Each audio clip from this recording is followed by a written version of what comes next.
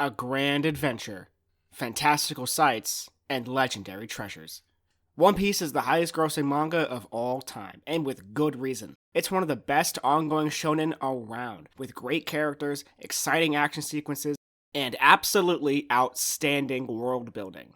However, despite how great One Piece is, it is not perfect by any means.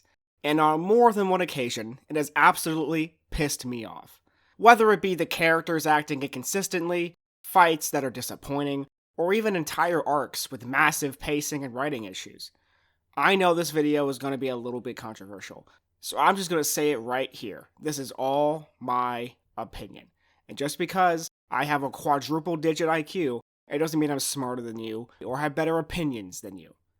So without further ado, these are the top 7 things I would change in Psych!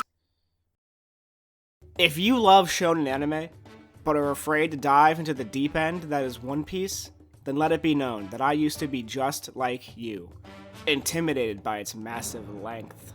However, from one former skeptic to another, you are depriving yourself of the most rich and grand world that the shonen genre has to offer, especially if you're a fan of the OG Dragon Ball's sense of adventure and wonder. There are more instances than I can count where One Piece readers are caught off guard and are amazed by realizing that the seemingly new addition to the story has been foreshadowed by Oda years, no, decades before. And that ability that One Piece has to surprise and delight its fans by revealing they had all the tools necessary to discover the story's most complex and intriguing mysteries the entire time is unparalleled in the entirety of the shonen genre, and quite frankly, in most other media, period. And speaking of mysteries, one would think that due to One Piece's length, that most of the mysteries of the world have already been solved. But that's far from the case. The mysteries of One Piece are like fighting a Hydra. After uncovering one mystery, 2 more pop out in their place. And that might sound exhausting the way I described it, but trust me, in context, it's invigorating, as we discover the secrets of the world alongside the Straw Hats. Not only is the world of One Piece fleshed out, but the people inhabiting it are more layered than one would initially realize. Take this man, for example. This man is Senor Pink. He's a member of the mob, and is an overweight man dressed like a baby, but despite that fact, he's still fawned over by all the ladies, since he's so hard-boiled. This type of gag would feel right at home in the OG Dragon Ball, but where a writer like Toriyama would leave the joke where it be and move on to the next joke or exciting moment, Oda takes the time to ask, why would a man go out of his way to dress like a baby? And why would he still be respected and admired?